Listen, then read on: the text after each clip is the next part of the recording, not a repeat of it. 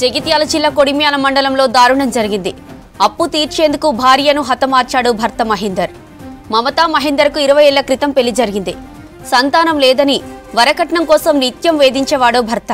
గత నెల 26న వేములవాడ నల్గొండలో దైవ దర్శనం చేయించి కొడిమ్యాలలోని ఇంటికి తీసుకొచ్చాడు. నైలాన్ దారంతో ఉరివేసి భార్య మమతను హతమార్చాడు భర్త. పుస్తల్తాడు ఫైనాన్స్లో తాకట్టు పెట్టి అప్పు తీర్చేశాడు మహేందర్.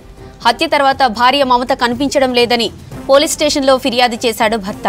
మహేందర్ ఇంట్లో నుంచి దుర్వాసన రావడంతో స్థానికులు అనుమానం వ్యక్తం చేశారు. కుళ్ళిన స్థితిలో మమత మృతదేహం బయటపడడంతో మహేందర్ను అరెస్టు చేసినట్లు తెలిపారు డీఎస్పీ రఘుచందర్. జగిత్యాల జిల్లా కొడిమ్యాల మండలంలో దారుణం జరిగింది.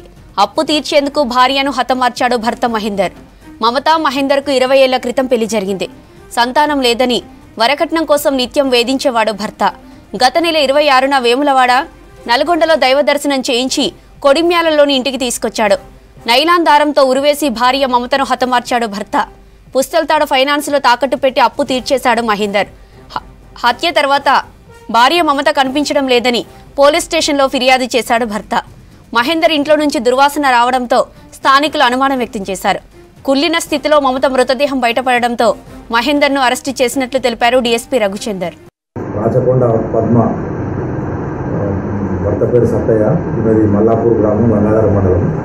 మన కొడిమ్యాల పోలీస్ స్టేషన్లో దరఖాస్తు ఇచ్చింది. ఏమనంటే వాళ్ళ బిడ్డ అవధూర్తి మమతను వాళ్ళ అల్లుడైన అవధూర్తి మహేందర్ ఇంట్లో చంపి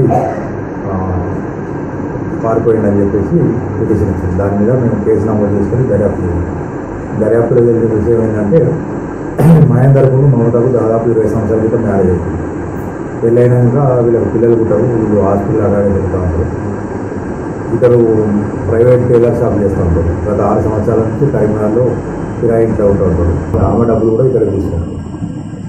ఈ విషయంలో గత 20 రోజుల క్రితం గంగాధర మండలం మల్లాపూర్ విలేజ్లో వాళ్ళ తల్లిదండ్రులకు వీళ్ళకు మధ్యలో పంచాయతీ అవుతుంది. పంచాయతీలో కూడా ఏంటంటే నేను బాగానే తీసుకుంటా అని చెప్పేసి ఈ అమ్మాయిని మళ్ళీ తీసుకొని వెళ్తారు. కరీంనగర్ తీసుకొని వెళ్ళి 26 తారీఖు రోజు ఈమెను ఎలాగైనా అంతమందించాలనే ఉద్దేశంతో ఈమె మెడలో పుస్తకాలు ఉంటాయి.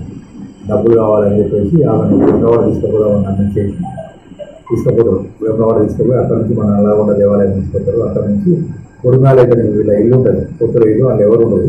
ఆ ఇంటికి తీసుకొస్తారు. మధ్యాహ్నం 2:30కు మన నల్లగొండకి వెళ్ళి వచ్చేసి ఇంటికి తీసుకొస్తారు. ఇంటికి తీసుకొచ్చిన తర్వాత సాయంత్రం ఇద్దరు భార్యాభర్తల మధ్య గొడవ అవుతుంది. గొడవ అయిన తర్వాత ఇద్దరు ఆమెను బలవంతంగా ఇంట్లో ఉన్న నైలాన్ కారుతో ఏంటంటే ఊరేసి బిగించి చంపుతాడు. డెడ్ బాడీ శవం కూడా ఏంటంటే సగం కూర్చున్నట్టు ఉంటుంది.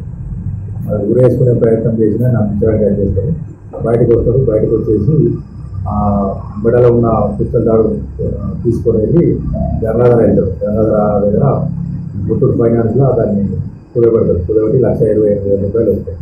అవి చుట్టుపక్కల ఓనర్ వాళ్ళు చూసి మరి భార్య ఏంటంటే ప్రవర్తన అనుమానం అంటే ఇలా తల్లిదండ్రులు చెప్తే తల్లి వస్తుంది. తల్లి వస్తే పొద్దున లేని సమాధానం చెప్తే తల్లి కూడా 28 తారీఖు రోజు కరీంనగర్ మండలంలో మా అమ్మాయి కనిపించలేదని కేసు పెట్టింది. Women missing case right number 260 Karimnagar మండలంలో. ఈరోజు నిందితుడిని అరెస్ట్ చేసి అతని వద్ద నుంచి మోటార్ సైకిల్